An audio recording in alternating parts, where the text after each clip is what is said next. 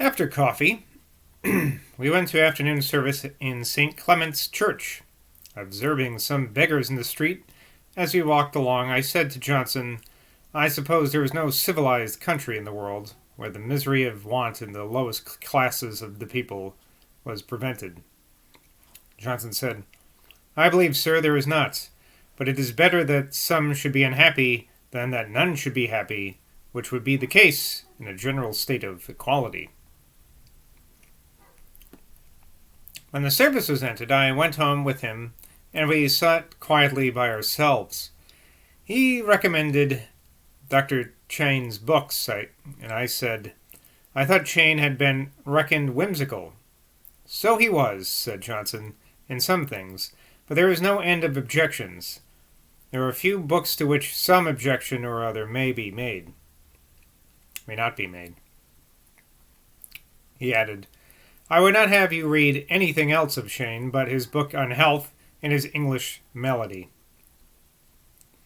And upon the question whether a man who had been guilty of vicious actions should do well to force himself into the solitude and sadness, Johnson said, No, sir, unless it prevents him from being vicious again.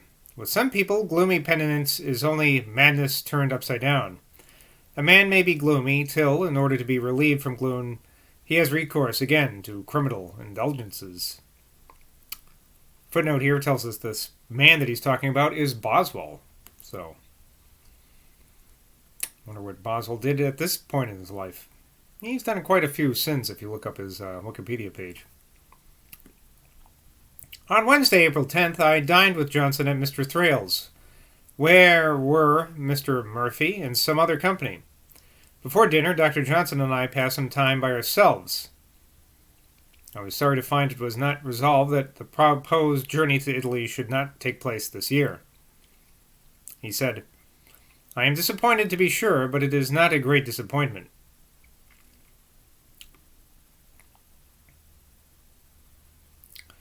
I wondered to see him bear with the philosophical calmness what would have made most people peevish and fretful. I perceived, however, that he had so warmly cherished the hope of enjoying classical scenes that he could not easily part with the scheme, for he said, I shall probably contrive to get to Italy some other way, but I won't mention it to Mr. and Mrs. Thrale, as it might vex them. I suggested that going to Italy might have done Mr. and Mrs. Thrale some good.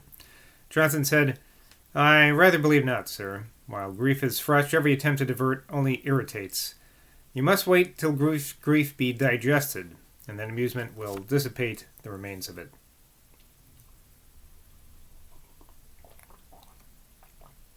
At dinner, Mr. Murphy entertained us with the history of Mr. Joseph Simpson, a schoolfellow of Dr. Johnson's, a barrister at law, of good parts, but who fell into a dissipated course of life, incompatible with that success in his profession which he once had, and would otherwise have deservedly maintained. Yet he still preserved a dignity in his deportment. He wrote a tragedy of the story of Leonidas, entitled The Patriot.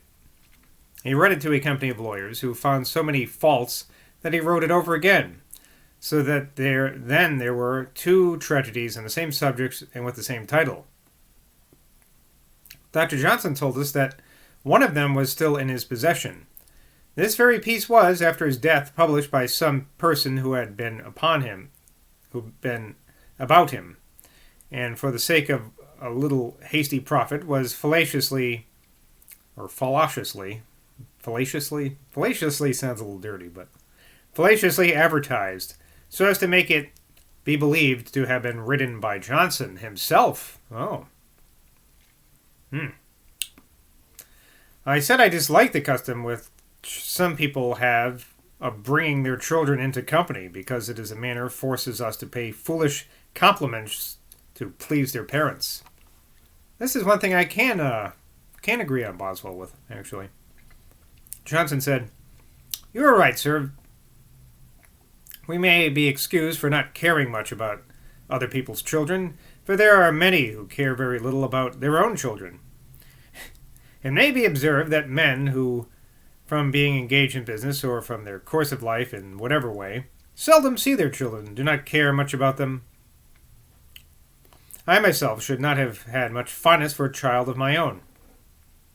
Mrs. Thrale said, "Nay, sir, how can you talk so?" Johnson said, "At least I never wished to have a child." Mr. Murphy mentioned Dr. Johnson's having a design to publish an edition of Cowley.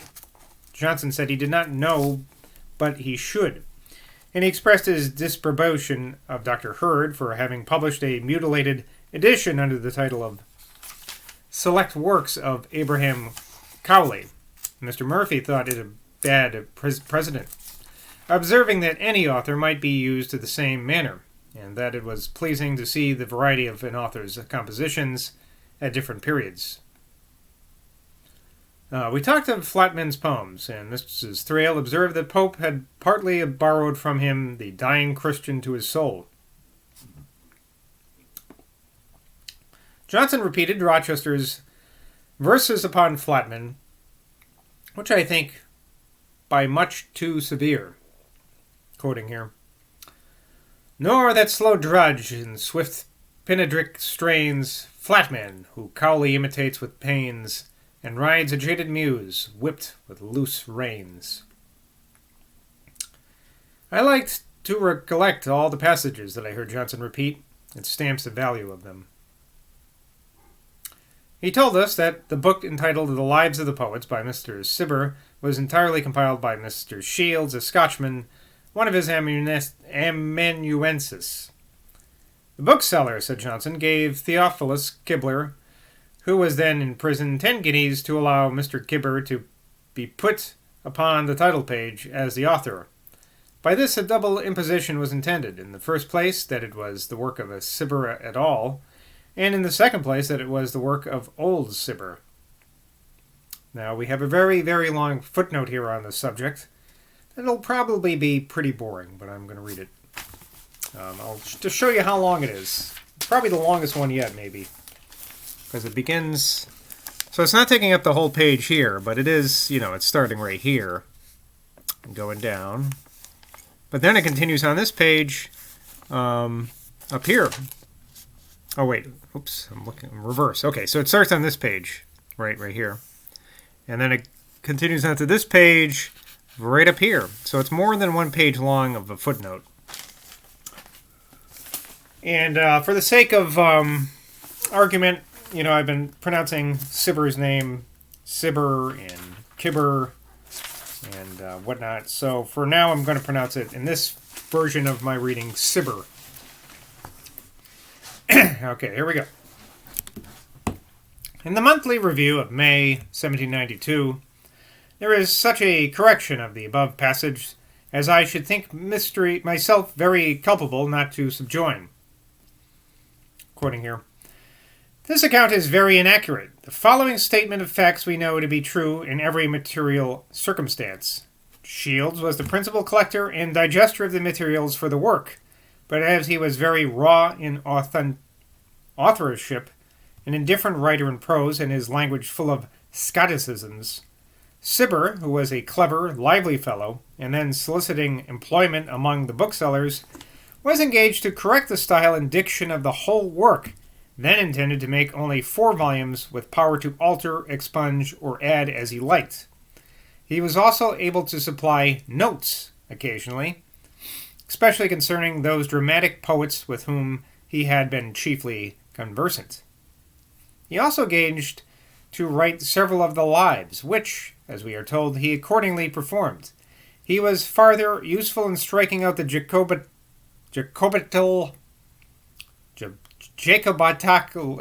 I can't pronounce this. It's Jacobite, but with an eckle at the end. Jacobitical, I guess it is. Jacobitical and Tory sentiments, which Shields had industriously interspersed wherever he could bring them in. And as the success of the work appeared, after all, very doubtful, he was content with £21 for his labor, besides a few sets of the books to disperse among his friends. Shields has nearly 70 pounds, beside the advantage of many of the best lives in the work being communicated by friends to the undertaking, and for which Mr. Shields had the same consideration as for the rest, being paid by the sheet for the whole. He was, however, so angry with his Whiggish supervisor, parentheses here, Theo, like his father, being a violent stickler for the political principles which prevailed in the reign of George II, end of parentheses, for so unmercifully mutilating his copy and scouting his politics that he wrote Cibber a challenge, but was prevented from sending it by the publisher, who fairly laughed him out of his fury. The proprietors, too, were disconcerted in the end on account of Mr. Cibber's unexpected industry, for his corrections and alterations in the proof sheets were so numerous and considerable that the printer made for them a grievous addition to his bill, and in fine all parties were dissatisfied. On the whole, the work was productive of no profit to the undertakers, who had agreed, in case of success, to make Cibber a present of some addition to the 20 guineas which he had received, and for which his receipt is now in the bookseller's hands. We are farther assured that he actually obtained an additional sum, when he soon after, in the year 1758, unfortunately embarked for Dublin on an engagement for one of the theatres there. But the ship was cast away, and every person on board perished. There was about 60 passengers, among whom was the Earl of Drogheda, with many other persons of consequence and property. Continuing. As for the alleged design of making the compliment pass for the work of old Mr. Cibber, the charge seems to have been founded on a somewhat uncharitable construction. We are assured that the thought was not harbored by some of the proprietors who are still living, and we hope that it did not occur to the first designers of the work, who was also the printer of it, and who bore a respectable character. We have been induced to enter thus circumstantially into the foregoing details and facts relating to the lives of the poets, compiled by Messrs. Cibber and Shields, from a sincere regard to their sacred principle of truth, to which Dr. Johnson so rigidly adhered according to the best of his knowledge, and which we believe no consideration would have prevailed of him to violate. In regard to that matter which we now dismiss, he had no doubt been misled by partial and wrong information. Shields was the doctor's amanuensis. He had quarrelled with Cibber. It is natural to suppose that he told his story his own way, and it is certain that he was not a very sturdy moralist. End of quoted part.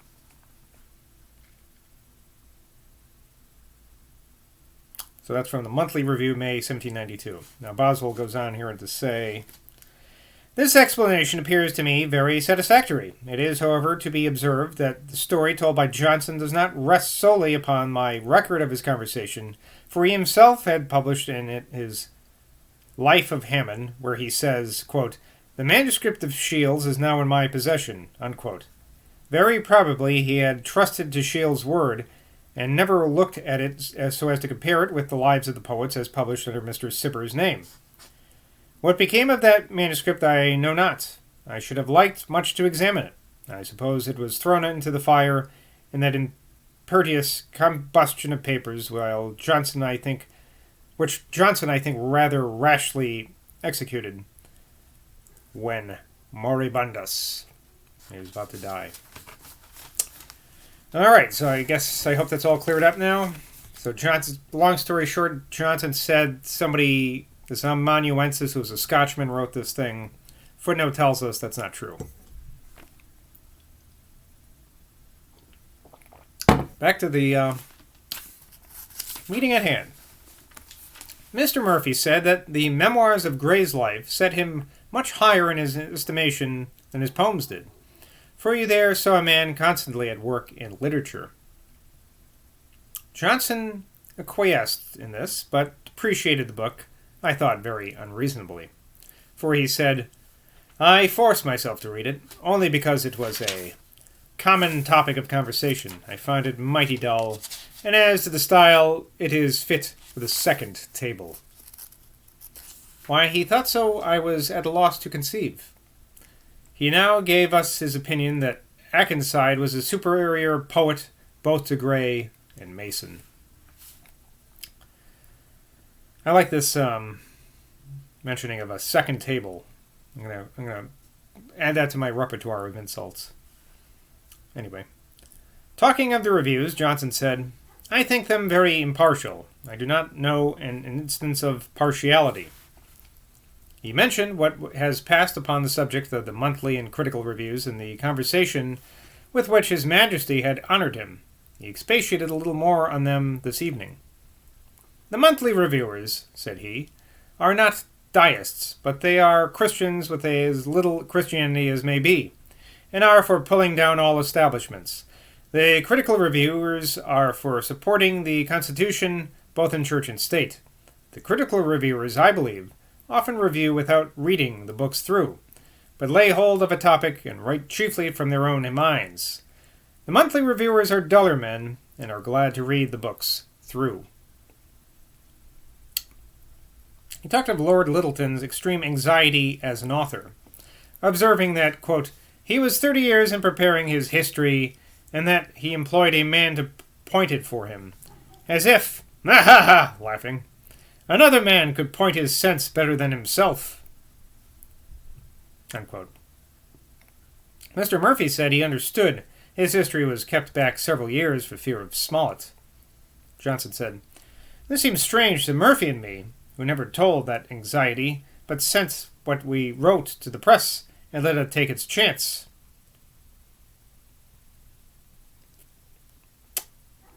Mrs. Thrale said, "The time has been, sir, when you felt it." Johnson said, "Why, really, madam, I do not recollect a time when that was the case."